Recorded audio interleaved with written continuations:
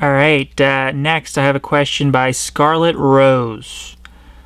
Hey Rowan, I noticed that you visited the Alcor Life Extension Foundation in Scottsdale, Arizona on your Immortality Bus tour with Zoltan. I wanted to ask what your thoughts were on cryonics as a last resort. Without any doubt, anti-aging research is the single most important step in our quest for eternal life. Yes, indeed. But what if these anti-aging therapies are not made readily available in time for us? In this situation, cryonics appears to be a preferable alternative to being buried or burned. However small a cryonics patient's chances are, they surely beat no chance at all. Thank you for your question, Scarlett. All right, so firstly, I would say that there is a third option. What about being physically resurrected very shortly after your death? Hypothetically, if you were to die, right? What if there's a way to resurrect yourself very quickly? Wouldn't that be preferable? What if being signed up for cryonics would actually interfere with that process of being resurrected because they would want to rush you off to the cryonics facility and cut off your head? I just read about a story the other day where there was this kid who got a fever and was diagnosed as being dead, and then a day later, this kid was woke up in the coffin. It's crazy. He wasn't even dead, but they diagnosed him as being dead. And imagine if that kid was signed up for cryonics. He might have had his head cut off while he's still alive, because they want to, they're so quick to get you into their cryonicized state with all this chemicals going through your body and everything, and have your head cut off. I mean, that to me is ruining the chance of an alternate resurrection. If it's a severed head, I'm going to be very upset. So that's the first issue I would say, is just we have to be considering an alternative, like a plan 3. There's not just 2 options here. There's a third option, like physical resurrection very quickly after the person dies. And the other thing is, I would bring the hypothetical God into this whole scenario. Okay, if there is a hypothetical God, would it make sense for this hypothetical God to reward people who happen to have enough money to be cryonicized? Would that be fair? When you think about the terms in terms of a hypothetical God, you think of this God being fair and virtuous and just. Would it be fair for this God to only grant eternal life to these people who are really rich and get to cryonicize themselves? That doesn't make sense to me. So, if anything, in the context of there being a hypothetical God, which obviously is hypothetical, I'm going off on a limb here and just hoping and wishing there's a hypothetical God. This whole cryonics thing, this seems like it would be a test by the hypothetical God. It seems a very lazy eternal life strategy to just invest in this cryonics thing, when really you should be putting all your focus in just not dying. I get it that it's just a plan B, but there are better plan Bs. So this whole cryonics thing is basically the next version of what the Egyptians tried to do. They mummified people and everything, and this cryonics clearly is doing a better job than that, right? Cryonics is as a really pathetic attempt as cryonics is, which I think it's pretty pathetic overall, and I don't think it's going to work. We also don't know if it would work just putting your body in a cave and crossing your fingers and seeing what happens. What if something else were to happen to your body? I mean, because there have been miraculous types of resurrections where people, they were pronounced dead, but then something happens where they're alive again, And another thing we could do is pray to the hypothetical God. If there was a hypothetical God, maybe praying ahead of time would help. Hey, don't get religious on me, okay?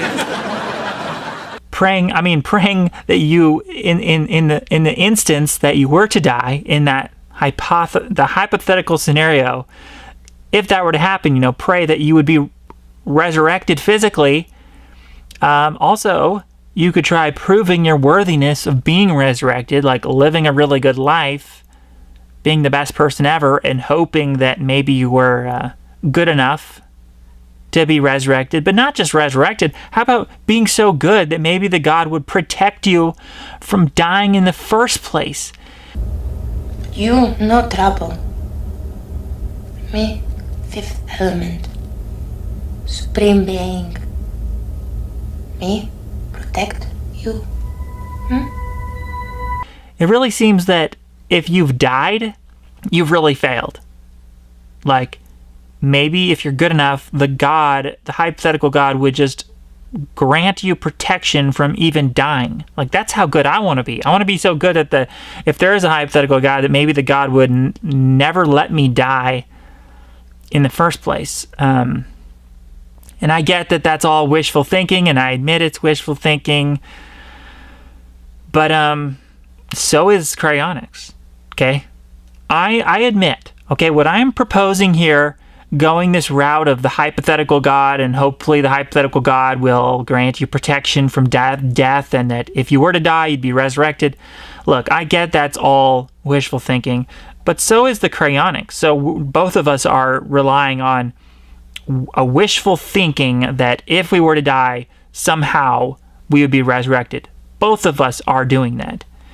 And in your scenario of trusting in cryonics, that is potentially ruining your chances of being resurrected by a hypothetical God.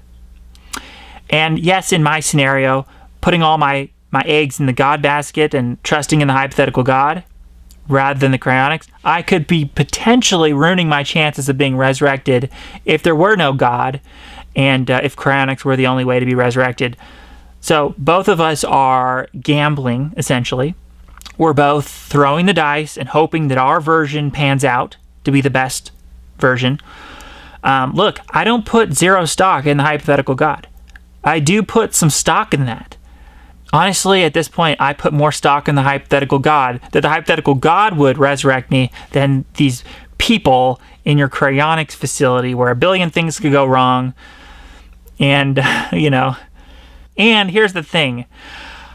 I'm wanting to investigate ways of, in the worst case scenario, because I don't want to just put it all on God resurrecting me. Look, I want to do this myself. I want to have people in my life that would shove cayenne pepper into my mouth, or maybe give me an adrenaline shot, or, have those electronic defibrillators.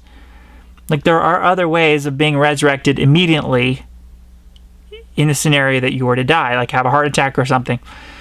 Or even just advanced life support. What about what we already have in terms of life support in a hospital setting, where they can just keep your heart pumping, right? Keep the blood flowing. And this is preferable to cryonics. There's all this damage that's going to be done to your brain if you were to do cryonics. You really think they're going to be able to repair that damage and you're still going to be you and everything? No. They're just it's going to be a Frankenstein scenario. You're probably not going to... No, even Frankenstein is too good. Just thinking that you will ever come back from a cryonicized state is... Wow, that is really wishful thinking. But I'm all for being resurrected, but just not through cryonics. I think there's better options. Honestly, I'm going to go with option 3. Maybe option 4. I bet there's options we haven't even considered yet. That's what I'm looking. I want to look in nature.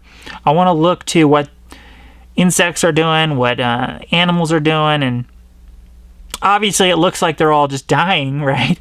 But what if there's something else in nature? What if there's a magical little secret in nature that we need to capture? We need to capture this secret and use it for ourselves, in terms of resurrecting, in terms of staying alive, right? Nature is more amazing than we think, and the secrets to eternal life could be hidden away in nature.